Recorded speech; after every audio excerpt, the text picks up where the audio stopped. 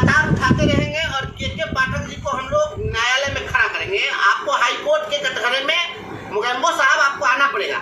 ये जो बच्चियां फरियाद लेकर के आई हैं, ये सभी बच्चियां दरवाजे आज भटकने के लिए मजबूर हैं, न्याय मांग रही हैं। मुजफ्फरपुर डीओ के कार्यालय पर जाकर के और मीनापुर के बच्चों ने धरना दिया। अभी आचार संहिता है, नहीं तो ये बच्चे आपको बताते कि कितनी समस्या है, कितने जगह रोड जाम होता। ये बिहार में विधि व्यवस्था की समस्या खड़ी हो रही है। शासन बाबू नीतीश कुमार जी, आप देखिए अपने पाठक के कारनामे को, किस तरह से बच्चे जो है सड़क पर भटक रहे हैं और न्याय मांग रहे हैं, दर की ठोकरें खा रहे हैं। मुजफ्फरपुर के वार्ड संख्या 27 और 28 में एक भी मिडिल स्कूल आपका नहीं था, तो यहाँ का बच्चा कहाँ जाता पढ़ने?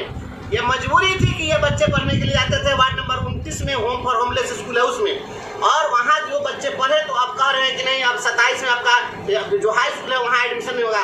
घर है वार्ड 27 में सराय सैयद बालिका विद्यालय, बच्चों के घर के दरवाजे पर है, तो दरवाजे पर के स्कूल में इनका एडमिशन नहीं होगा और 30 नंबर वार्ड में जाएंगे पढ़ने के लिए, यही आपका फरमान है। और मैं बता दूं कि मैंने जानकारी ली है, सराय सैयद बालिका विद्यालय में अभी तक नामांकन शून्य है, यहाँ एडमिशन नहीं हुआ है। ये पाठक जी आपको पता है क्या हो रहा है? 27 और 28 के बच्चों के एडमिशन के लिए कह दिया गया है कि अगर 27-28 में स्कूल होगा तो वहाँ के बच्चे का एडमिशन यहाँ होगा, तो 27 और 28 में तो आपका एक भी मिडिल स्कूल है ही नहीं है, तो कौन बच्चा आएगा पढ़ने के लिए यहाँ? तो यहाँ कोई बच्चा पढ़ने नहीं आएगा, क्योंकि यहाँ पर कोई मिडिल स्कूल आपका था ही नहीं। तो जहाँ मिडिल स्कूल था ही नहीं, उस वहाँ के वार्ड में हाई स्कूल है, तो वहाँ एडमिशन आप कह रहे हैं कि वहाँ एडमिशन कराएंगे, वहाँ के बच्चा कहाँ से आएगा? पैदा कर दीजिएगा हाई स्कूल को। ये गरीबों के बच्चों के साथ मजाक हो रहा है, और बिहार के तमाम अभिभावकों से हमको अपील है और बच्चों से हम अपील करते हैं कि इस अन्याय का बदला लीजिए। ये लोकसभा का चुनाव है और इस चुनाव में बच्चों के भविष्य के साथ खिलवाड़ करने वाले, बच्चों के जान को जोखिम में डालने वाले, जो दूर दराज बच्चे जाएंगे वो जान जोखिम में डाल करके बच्चे जाते हैं। बेटियां जब देर होती है तो घर के लोग चिंतित हो जाते हैं कि हमारी बेटी अभी तक क्यों नहीं आई है। आप परिवार को चिंता में डाल रहे हैं, बच्चों को चिंता और परेशानी में डाल रहे हैं। ये इस तरीके का आप जो फरमान जारी किए हुए हैं, ये बेतुका फरमान है, और किसी के भी जाति, धर्म, लिंग, भाषा, क्षेत्र के आधार पर आप किसी के साथ विभेद नहीं कर सकते हैं। यह समता का अधिकार कॉन्स्टिट्यूशन में प्रोवाइड किया गया है आर्टिकल 15 में। अगर नहीं पढ़े हैं नियम कानून पॉलिटी, आप नहीं पढ़े थे तैयारी करने के समय, तो एक बार पढ़ लीजिए। या आप इस तरीके से नहीं कर सकते हैं। संविधान प्रदत्त मौलिक अधिकार पर आप हमला कर रहे हैं और इसका पुरजोर विरोध हम लोग करेंगे। जल्द ही इन बच्चियों को लेकर के हम कोर्ट में जाएंगे। ये बच्चे खड़े होंगे आपके खिलाफ में कोर्ट में, शिक्षक तो खड़े हैं ही, जनमानस खड़ा होगा। आप देख रहे हैं किस तरह से महिलाएं किस तरह से परेशान है, ये माताएं परेशान है। आप क्या मजाक बना के रखे हैं अपना परिवार? आप लोगों को क्या आप लोग अपने बाल बच्चों की परवरिश ऐसे नहीं करते हैं? आप तय करेंगे कि नहीं बच्चा कहाँ पढ़ेगा? गरीब के बच्चे, जो गांव के बच्चे होंगे वो तो शहर में नहीं पढ़ पाएंगे।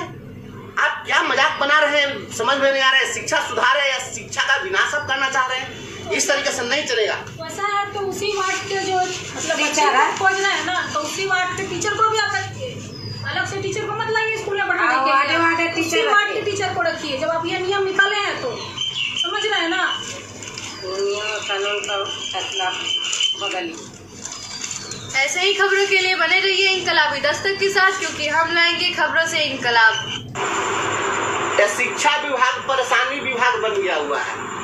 ये सब को परेशान करेगा। इसमें जो आ गया हुआ है सिरफिरा, ये सिरफिरा के कारण सारा आदमी अब सिरफिरा हो जाएगा। जो स्थिति बनी हुई है, परेशान होना लाजमी है। क्यों नहीं होगा आपको परेशान? राजतंत्र में भी ऐसा थोड़ी होता था कि राजा तय करता कि नहीं किसका बच्चा किस गुरुकुल में पढ़ेगा। ये राजतंत्र में भी ऐसा नहीं होता था। ये आप कैसे तय कर दीजिएगा? संविधान के आर्टिकल 15 में, जो 6ठी कक्षा के किताब में हम लोग पढ़ाते हैं बच्चों को, समता का अधिकार जो फंडामेंटल राइट है, उसमें संविधान के अनुच्छेद 15 में स्पष्ट है कि किसी को भी जाति, लिंग, भाषा, जन्म स्थान, क्षेत्र इत्यादि के आधार पर आप कोई भी भेद नहीं कर सकते हैं। ये तय अगर कोई कर दे कि आप जिस स्कूल में पढ़ रहे थे वही स्कूल जिस पंचायत में है, उसी पंचायत में आपको 9वीं कक्षा में एडमिशन लेना है, तो आपने तो रीजनल आधार पर, आपने तो क्षेत्र के आधार पर उसका वर्गीकरण कर दिया। तो ये क्षेत्र के आधार पर क्या आप तय कर देंगे? जो गांव में रहने वाला जो कोई बच्चा होगा, वो गांव में रहने वाला बच्चा अगर कल को चाहेगा कि हम जिला स्कूल में पढ़े शहर में, तो शहर में नहीं आएगा पढ़ने के लिए। आपने तय कर दिया कि गरीबों के बच्चे गाँव में रहे और अमीरों के बच्चे शहर में रहे। क्या आपने तय कर दिया कि आप गरीबों के बच्चों को आप अच्छे स्कूलों में नहीं पढ़ने देंगे? इस तरह की जो व्यवस्था है, यह बिल्कुल पागलपन और सन की भरा आदेश है, बिल्कुल अनकॉन्स्टिट्यूशनल है, इम्प्रैक्टिकल है। हर तरीके से यह गलत कानून है, गलत व्यवस्था है, गलत आदेश है और बिहार के माननीय मुख्यमंत्री जी को इस पर संज्ञान लेना चाहिए और माननीय महामहिम राज्यपाल महोदय को भी संज्ञान लेना चाहिए। ये कॉन्स्टिट्यूशनल क्राइसिस की स्थिति है। यह बिहार के अंदर में अब कॉन्स्टिट्यूशनल क्राइसिस पैदा कर दिया शिक्षा विभाग के इन सिरफिरे पदाधिकारियों ने। इनको कौन किसने पावर दे दिया कि ये तय कर देंगे कि हमारा बच्चा कहाँ पढ़ेगा? क्या बिल्कुल गलत है और इसके खिलाफ अगर हमारे सम्मानित वार्ड पार्षद आदरणीय अजय कुमार ओझा जी ने इस मामले को उठाया है तो मैं इनको धन्यवाद देता हूँ। ये इस मामले को लेकर कई रोज से परेशान है, विभिन्न पदाधिकारियों से मिल रहे हैं और इन्होंने तैयारी भी कर रखी है।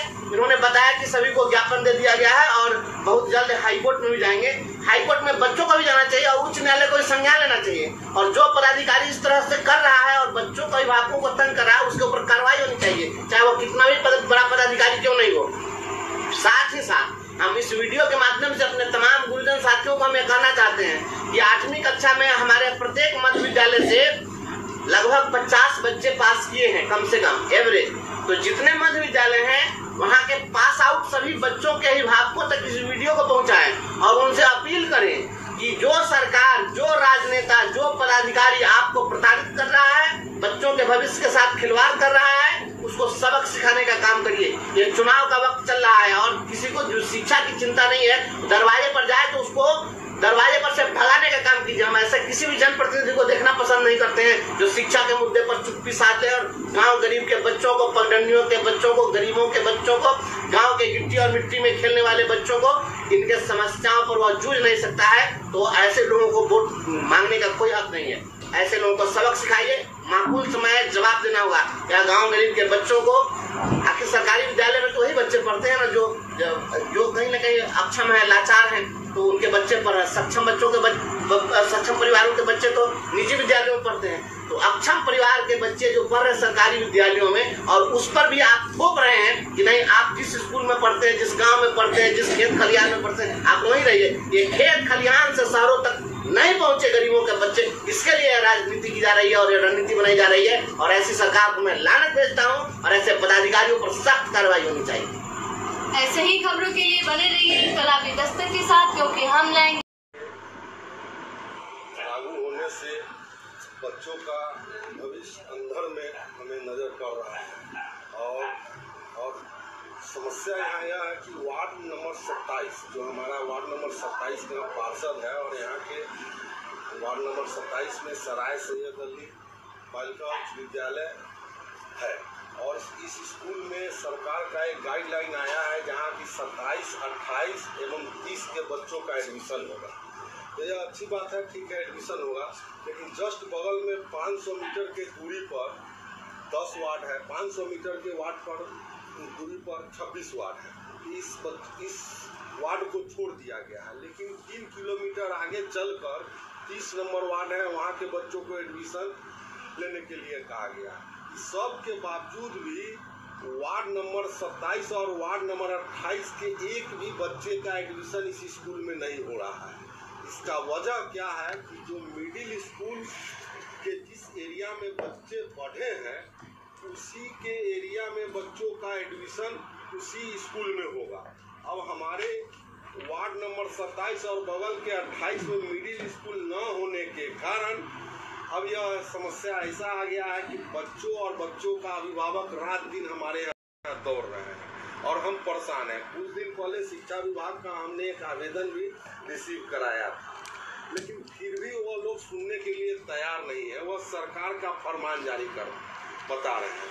तो सरकार का फरमान है तो मैं सरकार से भी यह मांग करता हूँ, माननीय राज्यपाल महोदय से बात करता हूँ, मुख्यमंत्री बिहार पटना से हम मांग करते हैं, बिहार सचिव बिहार सरकार, अपर मुख्य सचिव बिहार पटना, आयुक्त तिरहुत प्रमंडल। एक चीज और विशेष हम आपको बताना चाहते हैं, यह सराय सैयद अली बालिका उच्च विद्यालय है। यहाँ पर यह स्कूल को गोद लिए हुए हैं हमारे तिरहुत प्रमंडल के आयुक्त महोदय और सप्ताह में एक दिन यहाँ पर आकर बच्चों का अपना ज्ञान देते रहते हैं, शिक्षा देते रहते हैं और सप्ताह में एक दिन नित्य दिन सप्ताह में बनाकर आना ही है। किसी भी कार्य में रहे उनको आना है, वो आते हैं और इस तरह का समस्या आया है जब हमारे वार्ड 27 में यह स्कूल है और वार्ड 27 में एक भी बच्चा का एडमिशन नहीं होगा, तो फिर ऐसी शिक्षा व्यवस्था की क्या क्या ज़रूरत है कि जो जैसे मन करे वैसे आप पढ़ाइए। अब हमको कहाँ पढ़ना है, क्या खाना है, कहाँ रहना है, यह चीज़ के लिए आप फरमान जारी कीजिएगा। यह दुखद है। हम आपके वीडियो के माध्यम से सरकार से, राज्यपाल से और प्रमंडल महोदय से मांग करते हैं कि जो भी बच्चे इस वार्ड के, चाहे बगल के वार्ड के बच्चे हैं, उसको स्कूल में दाखिला के लिए आप यह प्रयास करें। हमको तो बच्चा यहाँ पर बोल रहे थे कि अंकल हम लोग जा रहे हैं स्कूल के पास, दरी जाती बिछा के हमारे वार्ड में स्कूल है, हम क्यों नहीं एडमिशन होगा। हमकी अभी सब करने की ज़रूरत नहीं है। आपकी इस बात को हम आगे तक पहुँचा रहे हैं और निश्चित रूप से सरकार इस पर संज्ञान लेगी। और आपके इस वीडियो के माध्यम से हम सरकार को कहते हैं कि संज्ञान ले। अगर सरकार संज्ञान नहीं लेता है तो निश्चित रूप से हम हाई कोर्ट का दरवाजा खटखटाएंगे और बच्चों को इंसाफ दिलाएंगे। हमारे वार्ड 27 में स्कूल है और हम उस स्कूल का देख रेख करते रहते हैं, सर सफाई करते रहते हैं, और हमारे स्कूल का बच्चों का एडमिशन न होगा तो यह दुखद है। हमारे वार्ड के हर एक बच्चों का एडमिशन सुनिश्चित करें, तभी हम चैन से बैठेंगे। इसलिए कि बच्चे और बच्चे के अभिभावक दोनों परेशान हैं। अभी तक तो शिक्षा विभाग शिक्षकों को परेशान किया है, अब यह बच्चों को परेशान किया जा रहा है। यह तो बड़ा दुखद घटना है। अब यहाँ से 3 किलोमीटर 4 किलोमीटर बच्चा यह पैदल जाएगा यहाँ से, जब हमारे 500 मीटर पर हमारे वार्ड में स्कूल है, 1 किलोमीटर के अंदर हमारे वार्ड में स्कूल है, तो हमको क्या जरूरी है 3 किलोमीटर और 5 किलोमीटर का सफर तय करना जब हमारे वार्ड में स्कूल है। तो ये सब सारी समस्याएं निश्चित रूप से इस पर सरकार को ध्यान देना होगा, और नहीं तो फिर अभी तो आचार संहिता लगा हुआ। तो दोस्तों आप लोगों ने ये बात तो सुन ली कि के पाठक जी जो हैं काफ़ी नाइंसाफ़ी कर रहे हैं, चाहे वो शिक्षक हो, चाहे स्कूल के बच्चे हो। और संघ के नेता लोग अब कहीं ना कहीं केस कर दिए हैं के पाठक पर, नौकरी जाना उनकी तय है। तो नियोजित शिक्षकों के लिए ये काफ़ी अच्छी खबर है कि कहीं ना कहीं हम कह सकते हैं कि के पाठक पे जो केस किया गया है, वो जो केस है कहीं ना कहीं नियोजित शिक्षकों के लिए अगर इसमें जीत मिलती है तो नियोजित शिक्षकों के लिए बहुत अच्छी खबर होगी। हमारे भाई नियोजित शिक्षक ही नहीं, हमारे स्कूल के बच्चे जो हैं वो भी काफ़ी ज़्यादा त्रस्त और परेशान हैं। तो वीडियो को शेयर कीजिएगा। पल पल के लेटेस्ट जुड़े रहिए। धन्यवाद दोस्तों। जय हिंद, जय भारत।